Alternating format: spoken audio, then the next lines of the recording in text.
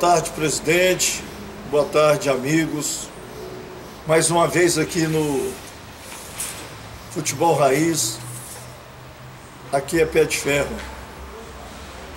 Pé de ferro, aqui é futebol raiz. Falar hoje de arbitragem é uma parte espinhosa do futebol. Mas antes da gente entrar no programa de hoje propriamente dito, amanhã, rodada do Campeonato Brasileiro hoje e amanhã Série B. Amanhã todos os jogos da Série A.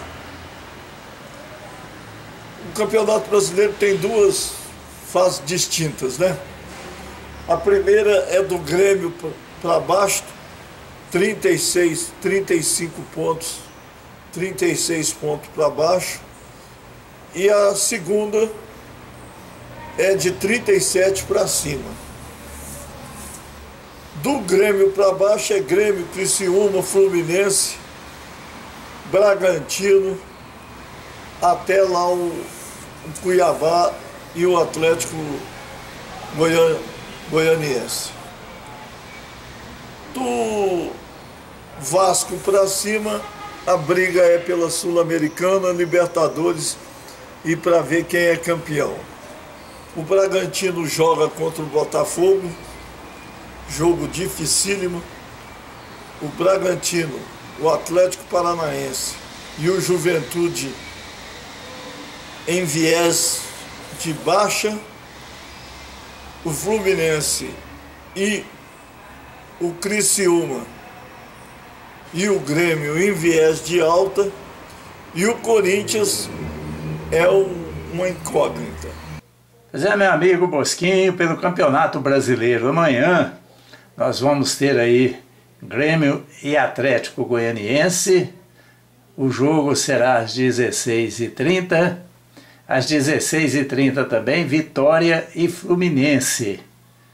Depois também às 16h30, Flamengo e Juventude. Palmeiras e Fortaleza joga também às 16h30. Atlético e Cruzeiro, Atlético Paranaense, né? Cruzeiro também já é às 18h30. Às 19 horas teremos Atlético Mineiro e Internacional. Bragantino e Botafogo jogam também às 19 horas. E fechando a rodada de amanhã do Campeonato Brasileiro da Série A, às 22 horas, Criciúma e São Paulo. Jogo complicado, né? 22 horas, muito tarde, mas vamos que vamos. Pelo Campeonato Brasileiro da Série B, amanhã nós teremos às 17 horas Mirassol e Ponte Preta, também às 17 horas Ceará e Paysandu. São os principais jogos de amanhã da Série A e Série B. Tudo bem, meu amigo João Bosco, o comentarista professor? Segue em frente. Bom, sobre o programa de hoje, arbitragem, eu tinha convidado um árbitro amigo, mas por problemas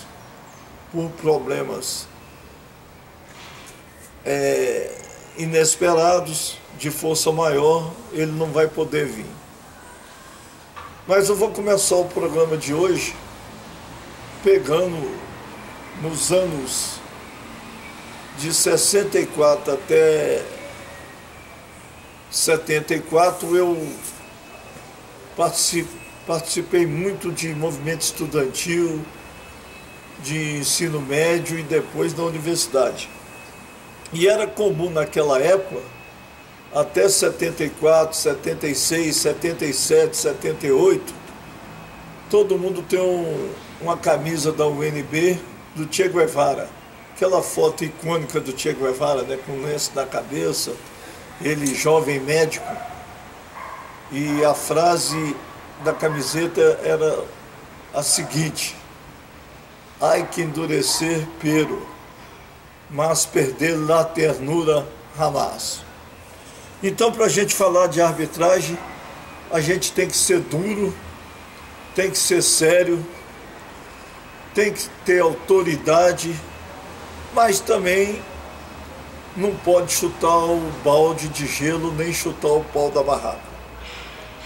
Vou falar de 3 momentos distintos no futebol brasileiro sobre a arbitragem e depois nós vamos ao longo do programa destrinchando isso. A primeira, Atlético Mineiro e Flamengo, Serra Dourada, Zé Roberto Reit. Aquilo lá nunca saiu da minha cabeça. A segunda, Corinthians e Internacional, pênalti do Fábio Costa no Tinga. O juiz não deu o pênalti, expulsou o Tinga por simulação e não expulsou o Fábio Costa. Eu acho que o juiz daquela época era o Simon, não tenho certeza. E por último, recentíssimo, Corinthians e Flamengo, onde o juiz Daronco expulsou o Bruno Henrique e depois não teve mais jogo de futebol. Ele picotou o jogo inteiro, parava o jogo a cada 2 minutos e as jogadas não se desenvolviam. Bom, vamos começar pelo José Roberto Reit. Naquela época, tanto do Serra Dourada, tanto o Atlético quanto o Flamengo tinha um timaço. O ataque do Galo era brincadeira, né? Paulo Isidoro, Marcelo, Reinaldo e Éder. No meio de campo, Toninho, Cereza e Ângelo. O Flamengo também, Andrade, Adílio e Zico. Aí Tita, Nunes e Lico. Olha, o que o Zé Roberto Reit fez ali no Serra Dourada era digno de ter outra partida, mas não teve. Agora vamos levantar aqui algumas hipóteses. Primeiro, a arbitragem do centro Rio e São Paulo, ela era absoluta, ela era inquestionável. As arbitragens de Minas, Rio Grande do Sul, Bahia e Pernambuco, que eram os outros centros assim de menores de expressão, se questionava árbitro, se agredia árbitro, ainda não tinha aquela proteção aos árbitros.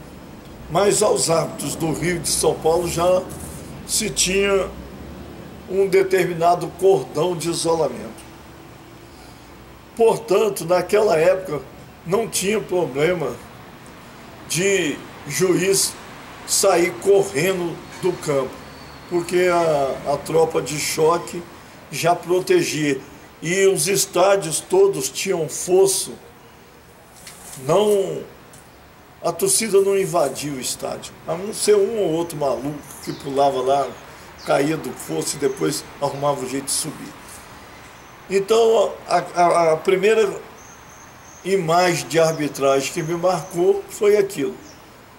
No futebol de Brasília, eu jogava amador, lá na Ceilândia eu fui dominar uma bola no peito, o cara chutou minha cabeça e eu olhei para o árbitro segue o jogo. Eu falei, bom, deve ser o último jogo que eu jogo aqui na Ceilândia. Aí outra vez tinha um campo lá da Demabra, ali na saída do Bandeirante. Eu cheguei lá para jogar, eu, meu cunhado e minha namorada, os 22 atletas correndo atrás do Guerreiro. Aí meu cunhado perguntou para mim, namoradinha boba, você vai jogar? Eu falei, estou acabando de mudar de ideia, vamos embora para o cinema. Então, no futebol amador, era muito comum bater no árbitro, juntar todo mundo para correr atrás do árbitro, ele tinha que sair correndo. Mas no futebol profissional, a imprensa, de uma maneira geral, protegia os árbitros que protegiam os times do Rio de São Paulo. Bom, naquele tempo, já tinha 2 comentaristas de arbitragem que eu considerava muito bom. O Mário Viana com 2M e o Cafunga, lá da TV Alterosa. Todos os dois eram muito bons. E eles criticavam a arbitragem, né? Tempo passou, e a arbitragem brasileira continuou no mesmo diapasão. O que é isso? Naquela época já se falava em profissionalizar os árbitros. A pessoa que eu ia trazer aqui hoje era um árbitro do futebol de Brasília, mas era um funcionário da CAESO. Então, ele, por motivo de força maior, não pôde vir. Então, aqui em Brasília, onde o futebol tinha uma menor assistência, um menor público, o cara ganhava uma taxa de arbitragem aí que era só para condução e dava ali para despesa do sanduíche. E na arbitragem, de um modo geral, a federação custeava a arbitragem dos jogos no Campeonato de Brasília. Bom, passou o tempo, Corinthians e Internacional no Campeonato Brasileiro, que teve 11 ou 12 jogos suspensos, não sei se o presidente lembra disso, 11 ou 12 jogos suspensos por suspeita de manipulação de arbitragem. E depois que refizeram as partidas, etc., o Internacional jogava pelo empate contra o Corinthians, mas um lance na área lá, o Tinga driblou o Fábio Costa e o Fábio Costa fez o pênalti. O juiz não deu o pênalti, eu acho que era o Simon, não sei se era o Simon. O juiz expulsou o Tinga, não deu o pênalti e o Inter perdeu o jogo precisando do empate e não foi campeão brasileiro. Aí aquela balela de tem que profissionalizar a arbitragem, etc. Bom, aí depois desse episódio do Corinthians, chamar o presidente para fazer aquela entradinha aí das vinhetas e a gente volta daqui a pouco.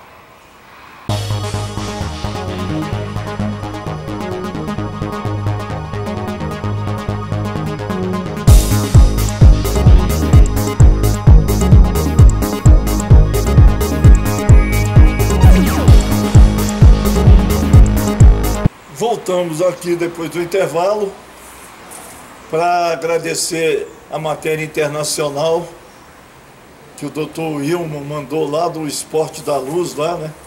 Do Estádio da Luz, lá de Lisboa, lá o campo do Benfica. Aí está a sala de imprensa, de onde eu estou neste momento gravando essas imagens. Aqui é a sala de imprensa do estádio do Benfica. Vejam ali, tem um auditório relativamente pequeno, mas é uma sala fantástica. Vejam que lá o nome correto do Benfica é Sport Lisboa e Benfica, como está lá. Então ali ficam aqueles jogadores que são escolhidos ou indicados para a entrevista, após ou antes dos jogos, ou assim que forem autorizados. Aqui são as cabines, português e inglês, as cabines onde as pessoas ficam controlando o que está sendo transmitido. Neste momento são 13 horas e 46 minutos. Eu estou aqui na sala de imprensa do Sport Lisboa e Benfica, tá bem? Vou sair daqui e continuar a visita ao estádio do Benfica. Aqui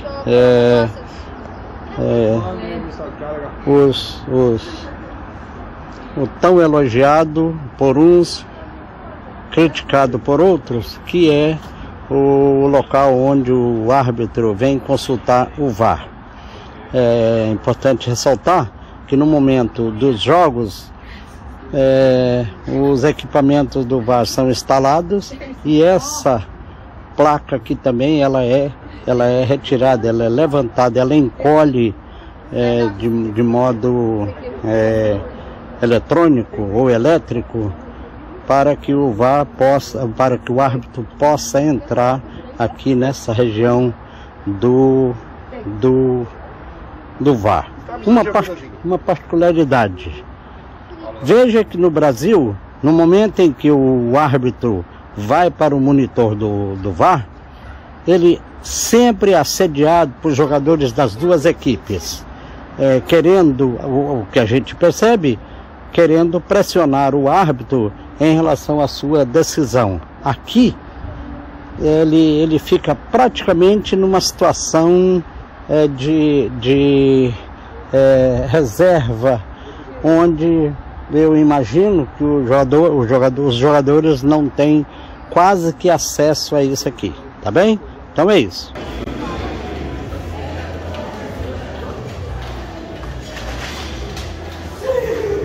Aqui é uma região, aqui no estádio do Benfica, que fica embaixo das arquibancadas, onde existem lojas de material esportivo.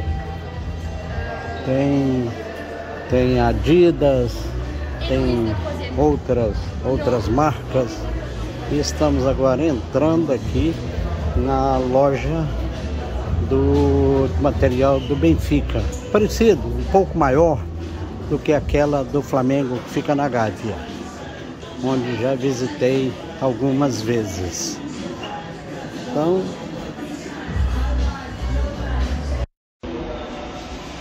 aqui uma maquete do estádio do Benfica.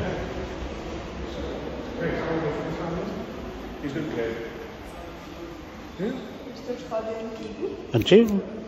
Quando trocou? Este foi aberto em 2003. 3? E este foi inaugurado em 1954. Este é o estádio antigo do Benfica, inaugurado em 1954. Olhando assim, ele se parece muito com o estádio Morumbi de São Paulo, na cidade de São Paulo. Muito parecido. Já aquele em que eu fiz uma imagem agora recente, ele é de 2013, que é este aqui. Um pouco parecido com o estádio Newton Santos, onde o Botafogo manda seus jogos no Rio de Janeiro. Vejam que estádio mais lindo. Ele se parece um pouco, não é tão redondo quanto o estádio Newton Santos, no Rio de Janeiro, onde o Botafogo manda seus jogos. Mas pela maquete se parece um pouco com o estádio Newton Santos. Olha que coisa mais linda.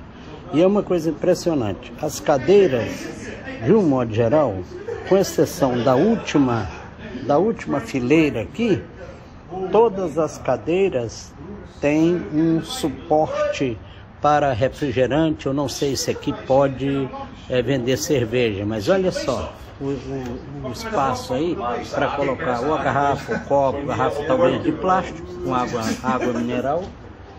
E é claro que quem ocupa esse espaço para colocar a água ou uma bebida, qualquer que seja ela, é a fileira de cadeira de trás aqui. Tanto que esta última aqui não tem o suporte para a colocação da vasilha, ou da garrafa, do copo, tá bem?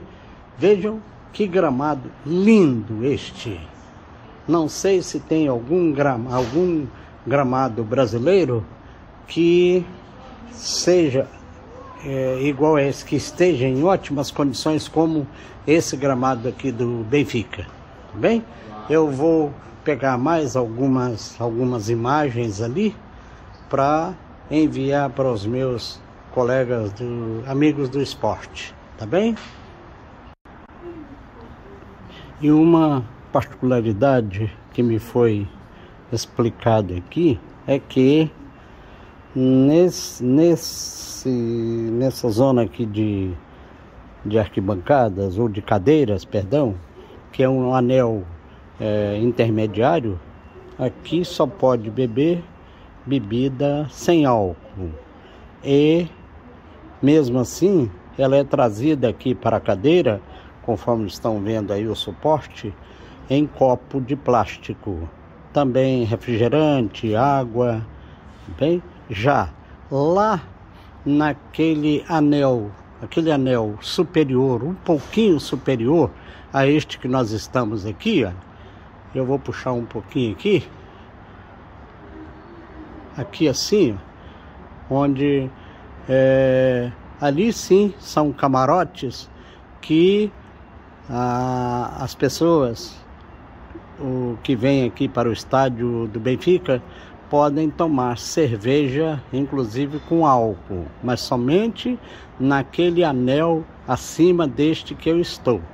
Esse anel inferior ao que eu estou, que nós chamávamos no Brasil do passado, Maracanã e outros estádios, ele é uma zona parecida com arquibancadas gerais anteriores que existiam no Maracanã. Hoje não tem mais. Esse também não pode tomar cerveja, tá bem? O anel superior, que é aquele que está escrito lá, ó, mais, também não pode tomar cerveja, tá bem? São as particularidades aqui do estádio do Benfica, tá bem? Quero lembrar também que é um estádio, depois da reforma de 2013, com capacidade para 65 mil pessoas aqui no Estádio da Luz. Veja que é bem distribuído, ele tem uma parte superior da cobertura, eu repito, parecida com o estádio Newton Santos. É evidentemente muito mais bem acabado. Quem já esteve lá no estádio Newton Santos sabe bem disso. Isso aqui realmente é muito bem tratado, muito bem cuidado. Os banheiros, acabei de ir a um banheiro agora, e os banheiros são fantásticos. Limpinhos, todos limpinhos, muito, mas muito diferente daqueles banheiros, dos banheiros que nós temos no Estádio Nacional em Brasília. Uma pena, uma pena. Assim, aqui são os corredores mais abaixo, que desce para a parte mais baixa do estádio.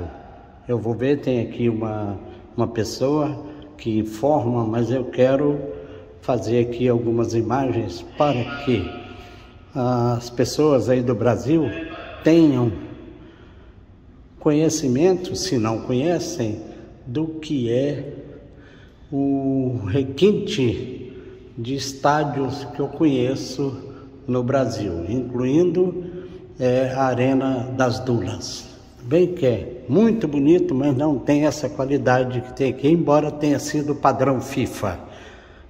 Em relação ao nosso estádio nacional, é uma pena, um estádio que se gastou mais de R$1 bilhão esteja nas condições que estão o Estádio Nacional em Brasília.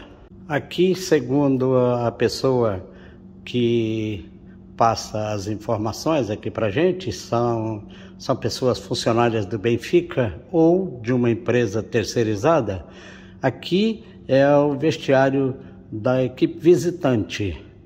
Me informou também que o vestiário da equipe do Benfica não está acesso à visitação pública, está fechado. Então, temos que nos contentar com essa aqui da equipe visitante, que é também uma coisa muito bonita. Aí sim tem uma aparência com os estádios brasileiros, porque na verdade aqui é onde os jogadores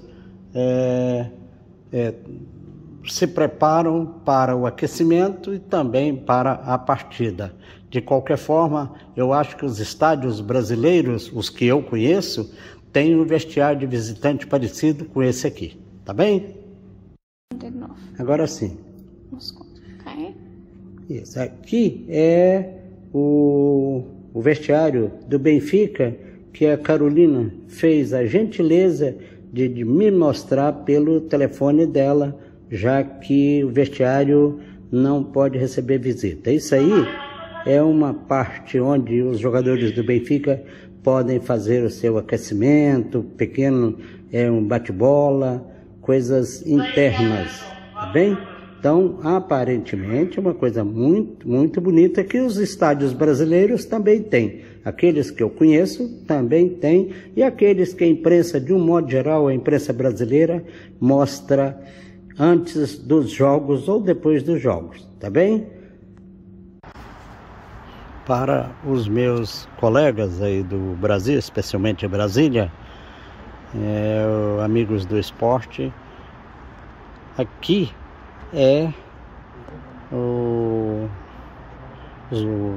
os bancos reservas da equipe do Benfica, aqui. Vou mostrar daqui a pouco os bancos reservas das equipes visitantes. Veja aí o estado do gramado. É uma grama fantástica. Eu não conheço, como não sou repórter de campo, então eu não consigo identificar algum estádio brasileiro que tenha uma grama tão certinha, tão correta como essa grama aqui do estádio do Benfica. Vou mostrar mais uma vez o círculo, os anéis superiores do estádio, para que tenha uma ideia clara do que é o estádio do Benfica. Vou mostrar agora ali os bancos de reserva um pouquinho distante, que eu não posso chegar até lá. Ali são os bancos dos reservas das equipes visitantes. Aqui os bancos do quarto árbitro, segundo fui informado pela pessoa que faz aqui o guia na visita do estádio, tá bem? Voltando aqui, a arbitragem da partida entre Corinthians e Internacional, onde aquilo foi uma aberração e tiraram o título de campeão brasileiro do Internacional e deram para o Corinthians. A arbitragem, se não me engano, foi do Simon, Mário Simon. E de lá para cá a arbitragem não evoluiu nada.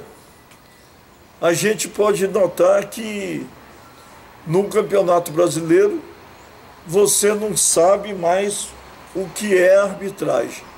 Você não sabe se quem apita é o VAR, se quem apita é o quarto árbitro, se quem apita é os dois auxiliares ou se é o árbitro principal. O negócio está de tal maneira confuso, porque parece que o VAR só era para entrar quando fosse cartão vermelho, sem dúvida, quando fosse falta dentro da área ou impedimento no caso de gol. E aí o VAR agora, ele interfere na partida em todos os momentos. É um lance muito espinhoso e matéria já vinculada aqui pela gente no futebol raiz, é que a arbitragem não se profissionalizou. E quando ela não é profissional, não existe um critério, um padrão de comportamento. Uma hora a bola na mão dentro da área é pênalti, dependendo do estádio e do time que estiver jogando. Outra hora a bola na mão não é nada, dependendo do estádio ou do time que está jogando. Então, você nunca se sabe, a gente não consegue saber nunca se é uma decisão do árbitro, se é uma decisão do VAR ou se é o quarto árbitro. O que fez os outros esportes para resolver isso? Para resolver isso, os outros esportes, por exemplo, o futsal tinha um árbitro e 2 auxiliares. Botou 2 árbitros e o mesário cronometrista e eliminou os 2 auxiliares. Resolveu parcialmente. O basquete tem 2 árbitros, 2 auxiliares e o VAR em tempo real. Resolveu o problema. O tênis resolveu o problema em tempo real. O vôlei resolveu o problema em tempo real. Mas o VAR e a arbitragem do futebol no Brasil, na América e América do Sul, Conmebol, etc., não se conseguiu resolver esse problema. Por quê? Porque a operacionalidade do VAR não funciona. Na Europa já botaram o VAR automático, tipo é no tênis. No Brasil não colocou por quê? É muito caro.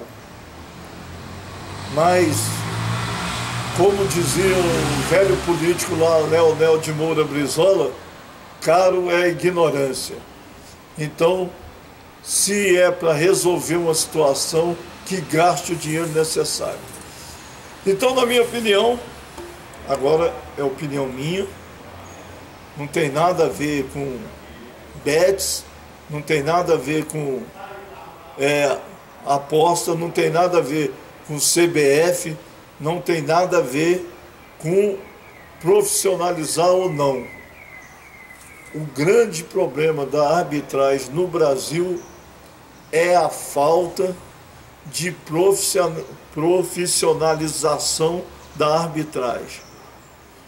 Porque o cara que se dedica 100% a uma profissão, por mais que ele erre, ele vai ficar bom. Uma hora ele vai chegar num nível de excelência. Então ele pode começar na 4ª divisão, na 3ª, na 2ª. A hora que ele chegar na 1ª, ele vai estar num nível de excelência. Portanto, o problema todinho se resume à falta de profissionalização.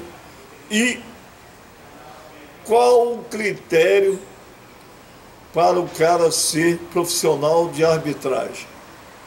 Ex-jogador, ser técnico, preparador físico, professor de educação física.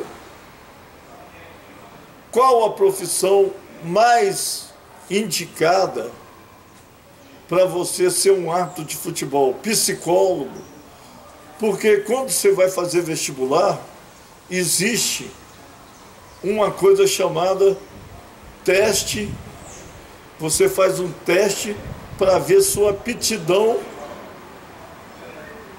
da área que você vai trabalhar. Será que não seria bom também fazer um teste de aptidão com os árbitros para a gente saber qual poderia ser árbitro e quem poderia não ser árbitro pelas questões psicológicas, etc. Porque para você obter o diploma de qualquer profissão, você tem que estar habilitado e passar por uma série de pequenos testes, né? OAB, para você ser advogado, você tem que ter a OAB. Para você ser médico, você tem que ter CRM. Para você ser engenheiro, você tem que ter CREA, etc, etc. Então é isso aí. No último bloco, nós vamos falar das bets, das casas de apostas e do jogo entre Corinthians e Flamengo, onde não houve jogo.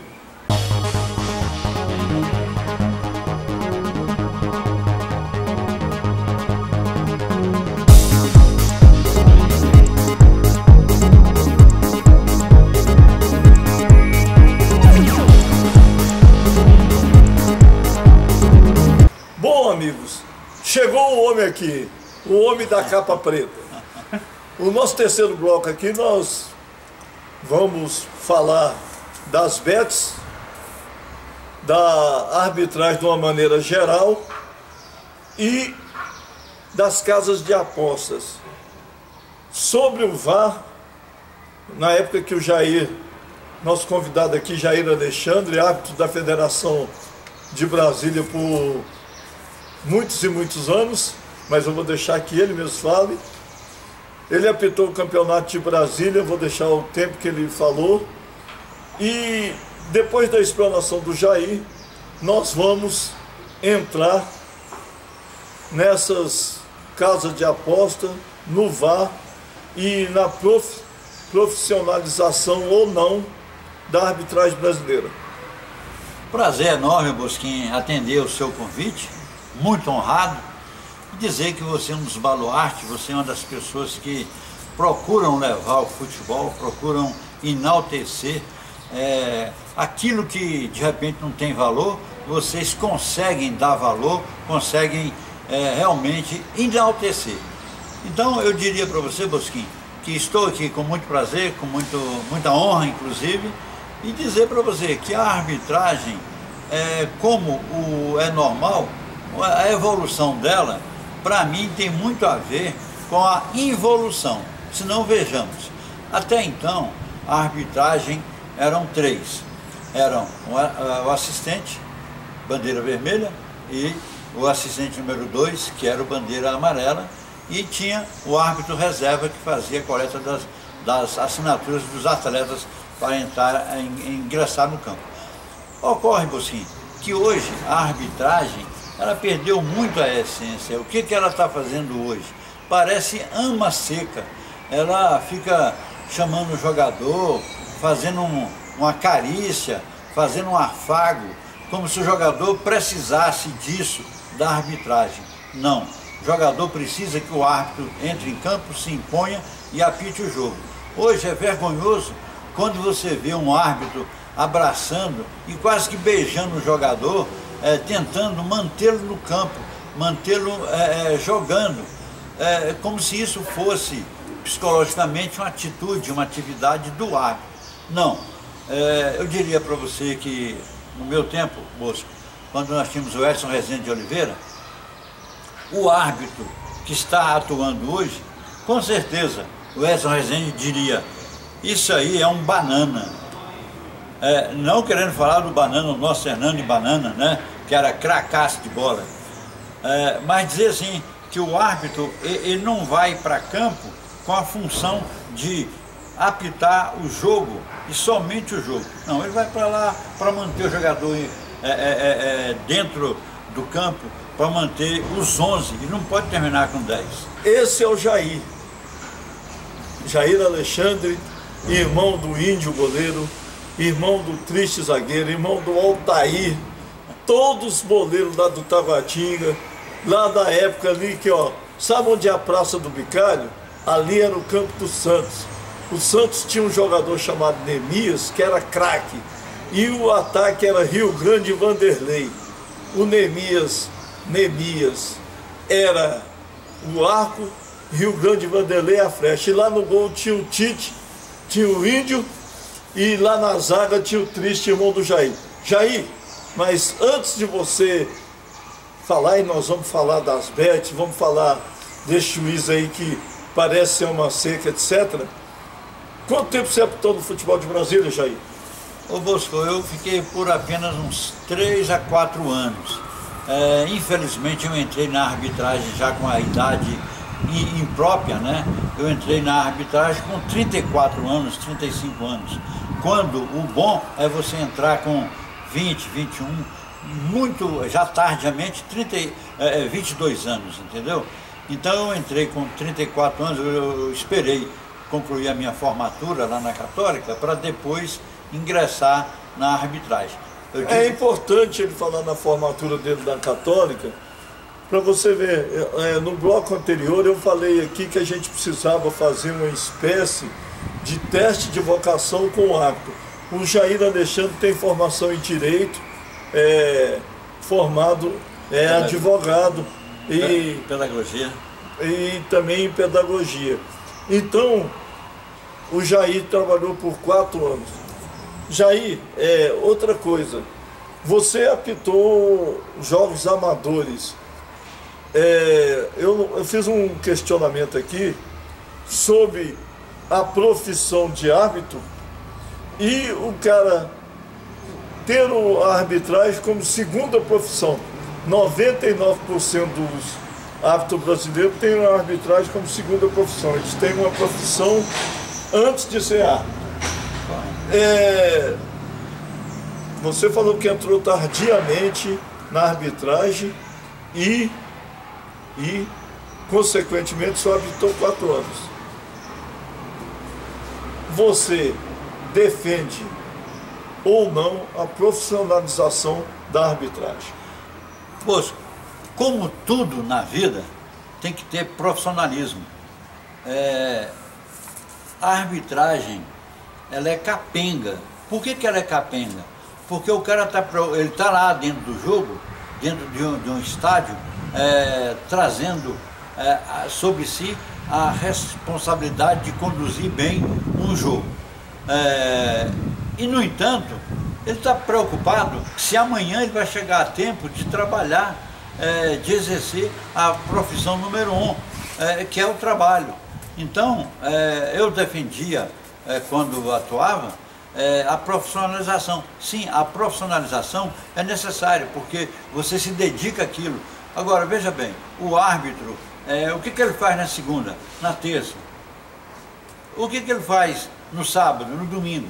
Porque ele não tem uma preparação física, que aí você é professor nisso, você conhece, você sabe muito bem que se o árbitro tiver uma adequada profissionalização, ele vai ter um professor de educação física para cuidar, tipo um personal trainer, para poder ver como é que ele está psicologicamente, tecnicamente, fisicamente, para atuar.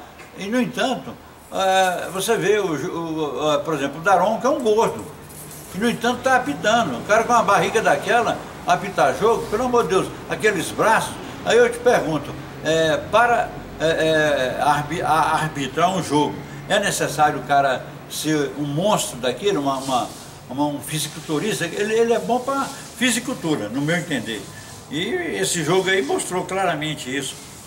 Eu acho que o VAR, entrando um pouquinho à frente, ao invés de ajudar, ele está atrapalhando você. Você não sabe quem está apitando, se é o VAR ou se é o árbitro. O árbitro usa a muleta, que é o VAR, e o VAR deixa que o árbitro fique sozinho, e na hora que ele entra para atrapalhar. Não precisa nem mais de auxiliar, né? Porque quem está apitando falta perto, falta longe, impedimento é o VAR, né? Mas sobre o Daron, que eu já tenho minha opinião, porque eu já vi o Daron apitar jogos da Série D e já vi o Daron apitar, ele e o Voaden apitarem jogos da Série B e Série A. Então, um Voaden, todo mundo criticava o Voaden é 10 mil vezes melhor do que o Daron. E o Daron, olha que você tocou no preparo físico, ele apita o jogo de muito longe. Ontem o Wilton Sampaio estava apitando Vasco e Cuiabá. Em cima, meu irmão. Daqui ali, 5 metros, ele estava... Os caras não tinham nem jeito de reclamar. Preparo físico excelente. E aí, olha o que você falou, na profissionalização do árbitro, com preparador físico, personal trainer, alimentação, massagista. O árbitro, cara, também precisa de massagem, meu filho. Ele tem que entrar ali dentro do campo, entendeu? Quando você toma uma massagem geral, eu não sei se alguém aqui conhece o Amendoim, ele foi massagista aqui de vários times, ele, Raspinha, o Anísio. Quando você leva uma massagem de um desses 3 massagistas, você sai leve, cara, você sai massageado, zerado para correr 180 minutos. Então o árbitro precisa disso tudo. E um árbitro amador, que está precisando comprar pão, leite, levar arroz, feijão e carne para casa, ele não vai gastar dinheiro com personal, ele não vai gastar dinheiro com nutricionista, ele não vai gastar dinheiro com massagista, porque o dinheiro que ele ganha não está dando nem para o sustento dele. Então, daí a necessidade de profissionalização da arbitragem. Uma pergunta, Jair: quando você esteve na arbitragem, e eu, para quem não sabe aí, eu fui diretor técnico da AFUS, da Associação de Futsal de Brasília, de Tabatinga, por 12 anos. Fui diretor social do CIT por 6 anos. Fui diretor de esporte da Portuguesa por 2 anos. Então, em matéria de organização de competição, eu participei de... Só pelo esse histórico aí, você vê que eu participei de um monte. Quando eu convidava, olha os atos que eu convidava: Brasil Gadelha, o bom aqui de Brasília, gostava muito do, eu falei o nome dele aqui, do Guerreiro, gostava muito do Jamir Garcês, gostava muito do Luciano. O Luciano apitou lá no sítio. Jorge Paulo. Todos esses árbitros que eu falei aqui, quando eles iam apitar lá no sítio ou na Portuguesa, eu falava: ó, pode apitar, vai pro pau, que o segurança não vai deixar ninguém te encostar a mão. Eu quero saber o seguinte: no futebol profissional, dificilmente um jogador agride o árbitro. Mas quais eram as recomendações do presidente, vice-presidente e diretor de árbitro das federações? Olha, é aquela questão, ô Bosco, chegar no campo e verificar se havia o policiamento para que pudesse ser iniciado o jogo. E em não havendo policiamento, usar o famoso bom senso. Isso aí, o pai do bom senso era o senhor José Mário Vinhas, que ele dizia: olha, chegando lá, você tem que respeitar a torcida que pagou o ingresso, que está lá para assistir o jogo. Então o que você faz? Você pega, vamos supor que seja Taguatinga e Ceilândia. Então você pega o segurança do Ceilândia e põe para olhar o banco do Taguatinga. Aí você pega o segurança do Taguatinga e vai segurar o banco do Ceilândia. Aí o que ocorre? O árbitro vai ter uma certa segurança para iniciar a partida em respeito aos torcedores que lá estiveram, né, lá correram para poder dar o jogo. Então veja bem, a partir do momento que essa segurança era reforçada com a chegada da polícia, retornava para os seus bancos respectivos os seguranças, e com isso teria início, teria conclusão, uma partida que seria anulada, né? E aí poderia dar aquela questão de não tenho data para realizar um novo jogo, eu não disponho de mais um domingo, mais um sábado, nós temos que jogar. Aí, na realidade, Bosquinho, ele jogava nas costas do árbitro toda a responsabilidade do campeonato, que seria simples o árbitro chegar lá: ó, não tem segurança, eu vou para casa. Então, nessa do bom senso, o Mário Vinhas se deu muito bem, deixando de anular, de adiar, de cancelar vários jogos, graças ao bom senso do árbitro, que quando é julgado, ninguém julga com bom senso, simplesmente joga na vala comum. Ô Jair, agora nós vamos falar de uma matéria que nós apresentamos aqui no Futebol Raiz, aqui Pé de Ferro, sobre manipulação de jogos. Não sei se você viu a matéria do Correio Brasiliense. Teve inclusive lá com o Romário, o Cajuru e outros lá na Câmara dos Deputados, na CPI das apostas. Como você vê essas casas de apostas, lotéricas, etc., no futebol brasileiro, e qual a influência que isso tem na arbitragem e no resultado dos jogos?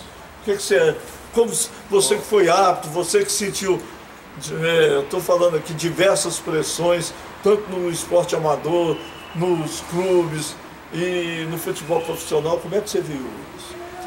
Ô, João Bosco, eu não vejo com bons olhos não, porque eu posso exemplificar, eu comentei o campeonato de Brasília de 2022 e o jogo, não vou citar quem apitou nem nada, só vou dizer o seguinte: teve um jogo que a equipe com certeza ganharia o jogo normal por uma questão de 2-0 ou 3-0. E a equipe adversária ganhou o jogo por 5-0. Eu diria, eu estava lá o jogo foi no Abadião. Em loco.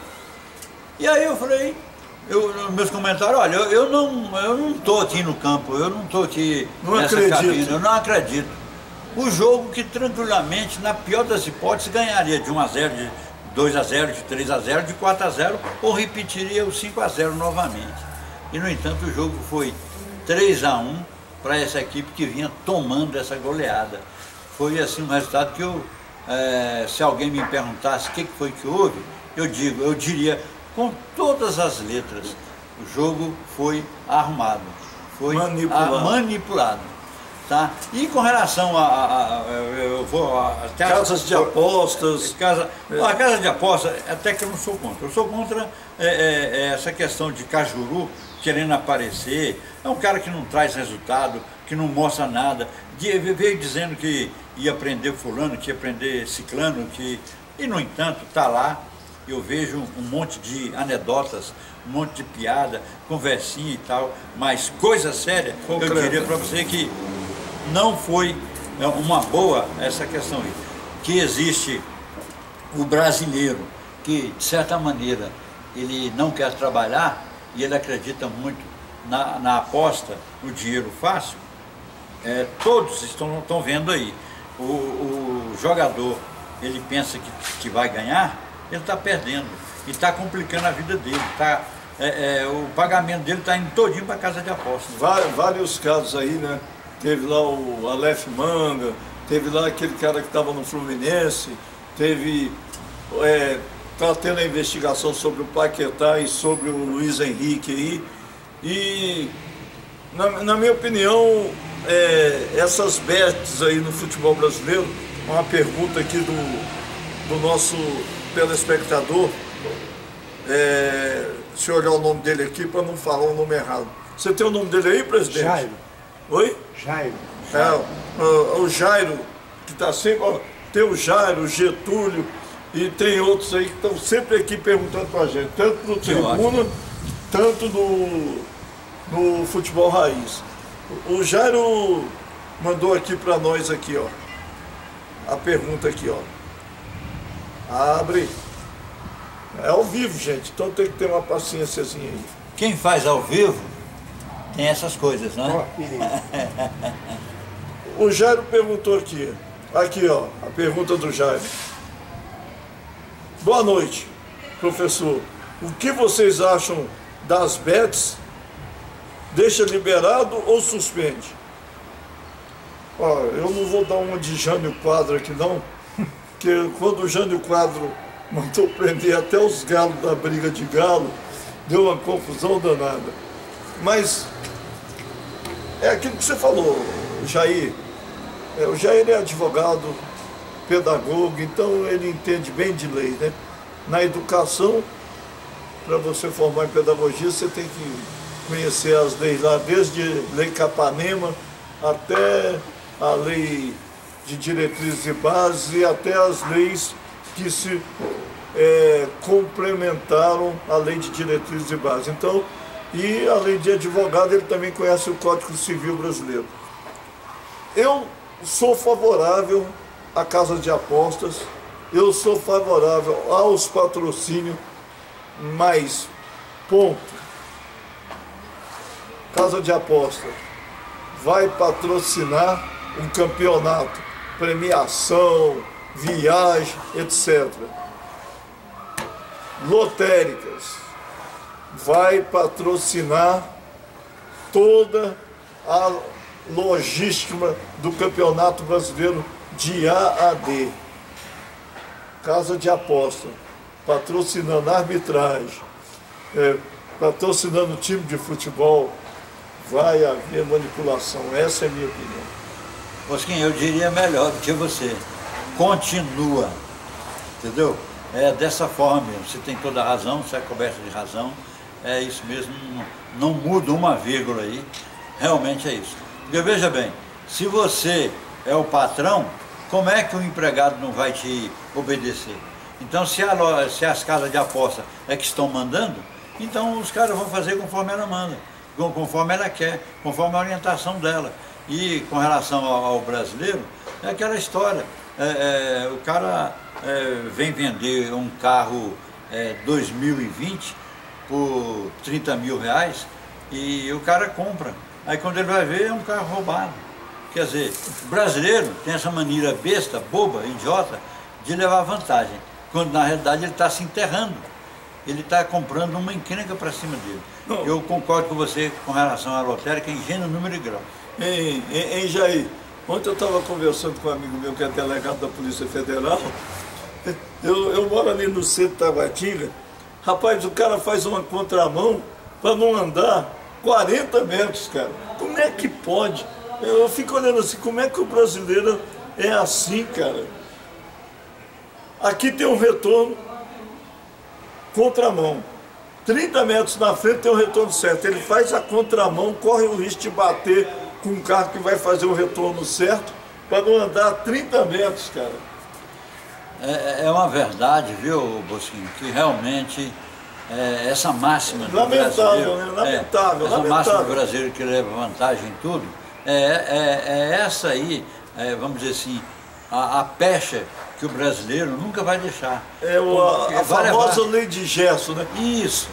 O Gerson, para quem não sabe, em 1970 o Gerson era o segundo homem na hierarquia. O primeiro homem era o Médici, que era presidente, o segundo homem era o Gerson, que fez a propaganda do Marlboro. Era um cigarro. E o Gerson falava assim, eu gosto de levar vantagem em tudo, por isso que eu fumo Marlboro. Então aí, a partir de 1970, com o Gerson, criou-se a lei de Gerson. O brasileiro gosta de levar vantagem em tudo. Daí o Jair está falando isso aqui. É um péssimo hábito, é ridículo você querer maquiar a verdade, entendeu? A verdade, ela existe por si só, não precisa de testemunhos. E o brasileiro, em casa de aposta, em jogos, loteria, trânsito, trabalho, ele quer levar vantagem. E aí que ele se dá mal. Jair, para você terminar hoje aqui o futebol raiz pé de ferro, qual a deixa que você dá para a arbitragem brasileira nesse momento? Ô Bosquinho, primeiramente, assumir o cargo o qual ele está escalado. Se ele está escalado como árbitro central, ele não tem que ficar perguntando lá em cima, e aí, o que você acha? Eu dou o pênalti ou não dou o pênalti? Houve impedimento ou não houve impedimento? Não, ele tem que chamar para si a responsabilidade do jogo, que afinal de contas, ele é o principal. Então, como principal, ele tem que agir e não deixar nas mãos, até mesmo, eu diria, de uma forma mais dura, até nas mãos de um assistente, aquela determinação que ele tem que atuar naquele momento. Se é expulsão, é expulsão, se foi gol, foi gol. E aí a gente está cansado de ouvir aí, né, alguns relatos que eles conseguem colocar no ar, o árbitro perguntando, e aí meu, não é isso não. Então tem que ser em cima. Chegou lá, pênalti, ele tem que levar para a marca da tinta, né? Na marca do cal, né? Então tem que lavar para a marca da tinta e é pênalti pronto. E aí, veja bem, o árbitro de vídeo, ele passa a ser realmente um auxiliar, um coadjuvante, e não o principal. Porque é chato você ver parar 6 minutos para poder o cara traçar uma linha. É esse o que eu penso, é esse o meu pensamento, porque a arbitragem tem que ser profissional, o árbitro tem que se dedicar. Ganhar um salário. Isso. Não por jogo, mas ganhar um salário. Sim, exatamente. Predeterminado pelo número de partidas. Isso. Independente de qual partida que ele vai apitar. Mas aí, veja bem a ressalva que eu faço. Você vai dizer, poxa, Jair não está no normal. Olha, se você tem um presidente da CBF, como nós temos, nós merecemos essa arbitragem. Eu pensei que era só eu, mas todo mundo, cara. Todo mundo fala a mesma coisa. O cara é horroroso. O lugar dele não é na CBF.